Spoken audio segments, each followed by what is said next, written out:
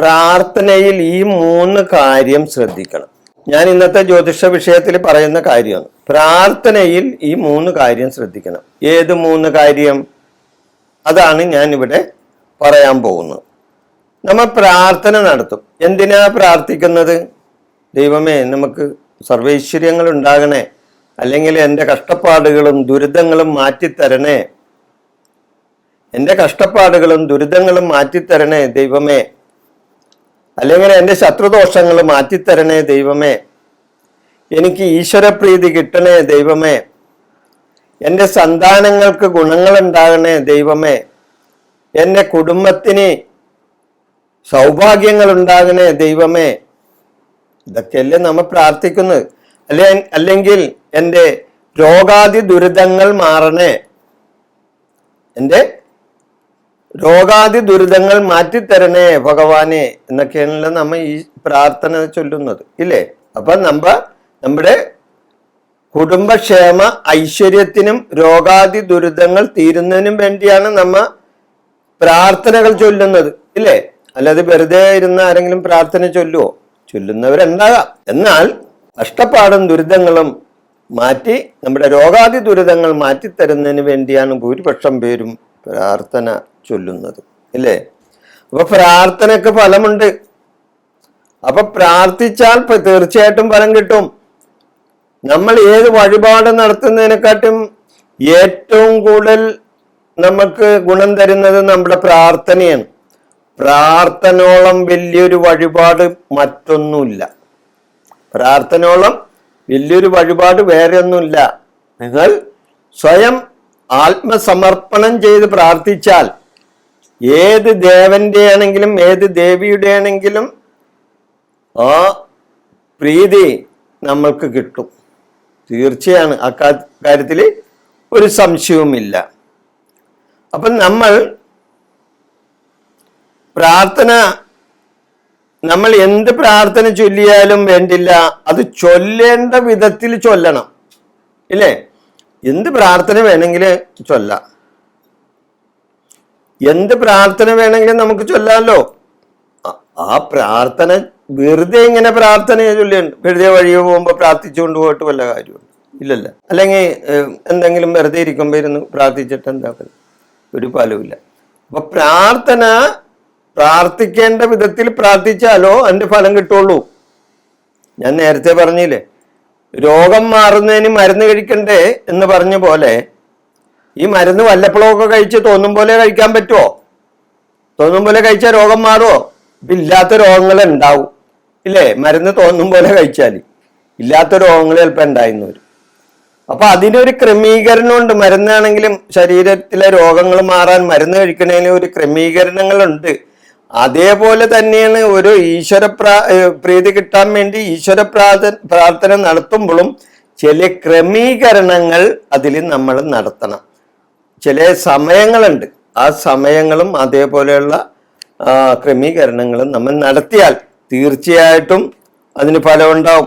സന്ധ്യാവിളക്ക് പ്രാർത്ഥനയായാലും ഒരു ഫോട്ടോത്തിന്റെ മുൻപിലായാലും വിഗ്രഹത്തിന്റെ മുൻപിലായാലും നമ്മൾ നടത്തുന്ന പ്രാർത്ഥനയിൽ നമ്മൾ 3 കാര്യങ്ങൾ ശ്രദ്ധിക്കണം. അപ്പൊ എന്താണ് ഈ 3 കാര്യങ്ങൾ, ഇല്ലേ?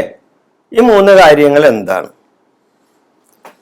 അപ്പൊ 3 കാര്യത്തില് ഒരു കാര്യം ഈ പ്രാർത്ഥന നടത്തുമ്പോൾ ശ്രദ്ധിക്കേണ്ട 3 കാര്യത്തില് ഒന്നാമത്തെ കാര്യം, നമ്മൾ എന്ത് പ്രാർത്ഥിച്ചാലും നമ്മുടെ മനസ്സ് ക്ലിയർ ആയിരിക്കണം.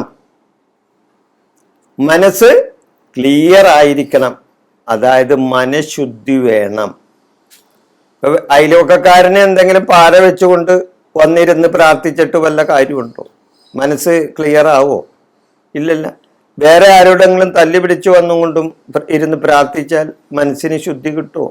കിട്ടില്ല. അല്ലെ വീട്ടിൽ തന്നെ എന്തെങ്കിലും പ്രശ്നങ്ങൾ ഉണ്ടാക്കി വന്നിരുന്നു കൊണ്ട് പ്രാർത്ഥിച്ചാലും മനഃശുദ്ധി കിട്ടുമോ? ഇല്ല. അപ്പൊ നമ്മുടെ മനസ്സിന് ഒരു ഏകീകരണം കിട്ടണം, മനസ്സിന് ഒരു ശാന്തി കിട്ടണം, മനസ്സിന് ഒരു സമാധാനം കിട്ടണം. അതിനാണ് മനഃശാന്തി ഉണ്ടായിരിക്കണം. അപ്പൊ മനസ്സ് ക്ലിയർ ആയിരിക്കണം, മനഃശാന്തിയോടുകൂടി ഇരുന്ന് ചൊല്ലണം. അപ്പൊ ബാഹ്യ കാര്യങ്ങളെല്ലാം വിട്ടുകളയണം, നമ്മൾ മനഃശുദ്ധിയോടുകൂടി ഇരുന്ന് പ്രാർത്ഥിക്കണം. അതാണ് മെയിൻ ഒന്നാമത്തെ കാര്യം. രണ്ടാമത്തെ കാര്യം, നമുക്ക് ശരീരശുദ്ധി ഉണ്ടായിരിക്കണം. ഇപ്പൊ കിടക്കപ്പായിലിരുന്നൊക്കെ ചൊല്ലാം, എപ്പോഴാണെങ്കിലും ഇരുന്ന് പ്രാർത്ഥിക്കണതിന് കുഴപ്പമില്ല. ഇപ്പൊ രോഗികളാണ്, അവർക്ക് എനിക്ക് വന്ന് ഇരുന്ന് എവിടെയെങ്കിലും ഇരുന്ന് ചൊല്ലാനൊന്നും പറ്റാത്തത് വരും. എന്നാൽ ആ ചൊല്ലുമ്പോൾ നമ്മൾക്കൊരു ശരീരശുദ്ധി ഉണ്ടായിരിക്കണം. ഇപ്പം മത്സ്യമാംസങ്ങളൊക്കെ കഴിച്ചിരുന്നുകൊണ്ട് ഓം നമ ശിവായ, ഓം നമ ശിവായ, അല്ലെങ്കിൽ അമ്മേ നാരായണ, അമ്മേ നാരായണ എന്നൊക്കെ ചൊല്ലിയിട്ട് പലതുണ്ട്. കാരണം നമ്മുടെ വയറ്റിൽ കിടക്കുന്നത് മത്സ്യമാംസങ്ങളാണ്, ഇല്ലേ? അപ്പൊ എന്താണ് നമുക്ക് ഈശ്വര വിശ്വാസികൾക്ക് മത്സ്യമാംസങ്ങളൊക്കെ നിഷിദ്ധമാണോ എന്ന് ചോദിക്കും. അതിൽ രണ്ട് പക്ഷം ഉണ്ടാവും. ഞാൻ അതിലേക്ക് കിടക്കുന്നില്ല, ഭക്ഷണമാണ്, നിങ്ങൾക്ക് ഇഷ്ടമുള്ള എന്ത് വേണമെങ്കിലും കഴിക്കാം. പക്ഷേ ആ ഭക്ഷണം കഴിച്ചാൽ അത് നമ്മളുടെ ശരീരത്തിൽ ദഹിച്ചിരിക്കണം. മനസ്സിലായോ? അപ്പോ ഉച്ചക്കൊക്കെ നമ്മ മൃഷ്ടാന്നമായിട്ട് മത്സ്യമാംസങ്ങളൊക്കെ കഴിക്കും, ഇല്ലേ? കഴിച്ചിട്ടുണ്ട്. വൈകുന്നേരം സന്ധ്യാസമയത്ത് ഇരുന്ന് നാമം ചൊല്ലിയാൽ ഈ വയറ്റിൽ കിടക്കുന്ന മത്സ്യമാംസങ്ങൾ ദഹിച്ചിട്ടുണ്ടാവും? ഇല്ല. മത്സ്യമാംസങ്ങൾ ദഹിക്കണമെങ്കിൽ 12 മണിക്കൂറെങ്കിലും വേണം, അറിയാം? അത് ദഹിച്ച് നമ്മുടെ ശരീരത്തിൽ നിന്ന് തീർന്നുവെങ്കിൽ, അത് അവശിഷ്ടമാകണമെന്നുണ്ടെങ്കിൽ 12 മണിക്കൂർ വരും. അപ്പോൾ ഉച്ചക്കും അല്ലെങ്കിൽ 3 മണിക്കും 4 മണിക്കൊക്കെ ഭക്ഷണം മൃഷ്ടാന്നമായിട്ട് ഇത് കഴിച്ചുകൊണ്ടും, അതുകൂടാതെ വേണമെന്നുണ്ടെങ്കിൽ ഇപ്പോൾ ആൾക്കാർ കുറച്ച് തലയിൽ വെള്ളം കോരി ഒഴിച്ചു ഒന്ന് കുളിക്കാം. അപ്പം അവരുടെ വിചാരം എന്താണ്? ഒന്ന് കുളിച്ചാൽ ശുദ്ധമാവുമെന്നാണ്. ഒന്ന് കുളിച്ചാൽ ശരീരശുദ്ധി വരുമെന്നാണ്. എവിടെ? വയറ്റിൽ കിടക്കുന്നത് മത്സ്യമാംസങ്ങളാണ്, അല്ലെങ്കിൽ മദ്യമാണ്. മദ്യപിച്ചിരുന്നുകൊണ്ട് ചൊല്ലാമോ? ചൊല്ലാൻ പാടില്ല. അപ്പോൾ ഇതുപോലെ മത്സ്യമാംസങ്ങളൊക്കെ കഴിച്ചിരുന്നുകൊണ്ട് നമ്മൾ ചൊല്ലരുത്. അല്ലാതെ കുളിച്ചെന്ന് വെച്ച് ശരീരശുദ്ധി ഉണ്ടാകണമെന്നില്ല, ഇല്ലേ? അപ്പോൾ മത്സ്യമാംസങ്ങൾ കൊണ്ട് മത്സ്യമാംസങ്ങൾ കഴിച്ചുകൊണ്ടും കുളിച്ചിട്ട് വന്നിരുന്ന് ചൊല്ലാന്ന് വെച്ചാൽ അത് ശരിയല്ല. അപ്പോൾ നമ്മൾ കഴിച്ച മത്സ്യമാംസങ്ങൾ ദഹിച്ചിരിക്കണം. അപ്പം അതുകൊണ്ട് നമ്മൾക്ക് രണ്ടാമത്തെ കാര്യം ശരീരശുദ്ധി ഉണ്ടായിരിക്കണം, അല്ലേ? മറ്റൊന്ന്, മൂന്നാമത്തെ കാര്യം സ്ഥലശുദ്ധി ഉണ്ടായിരിക്കണം. എവിടെയാണ് സ്ഥലശുദ്ധി? എവിടെ ഇരുന്ന് വേണമെങ്കിലും നമുക്ക് പ്രാർത്ഥിക്കാം, ഒരു കുഴപ്പമില്ല. പ്രാർത്ഥന ആയിരിക്കണം, അതിലൊരു കുഴപ്പമില്ല. കസേരയിലിരുന്ന് പ്രാർത്ഥിക്കാം, നിലത്തിരുന്ന് പ്രാർത്ഥിക്കാം, അല്ലെ ഒരു തടുക്കിൽ നിലത്ത് ഒരു തടുക്ക് വിരിച്ച് എപ്പോഴും എന്തെങ്കിലും ഒരു തടുക്കോ അല്ലെങ്കിൽ അതേപോലെ ഒരു പുൽപ്പായോ ഇരുന്ന് വേണം പ്രാർത്ഥിക്കാൻ. വെറും നിലത്തിരിക്കരുത്, തറയിൽ എന്തെങ്കിലും വിരിച്ചിട്ട് വേണം അവിടെ ഇരിക്കാൻ. അപ്പൊ സ്ഥലശുദ്ധി വേണം. ഇരുന്ന് ചൊല്ലുന്ന സ്ഥലത്ത് മലിനമായി ഇരിക്കുന്ന ഒരു സ്ഥലം ആകരുത്.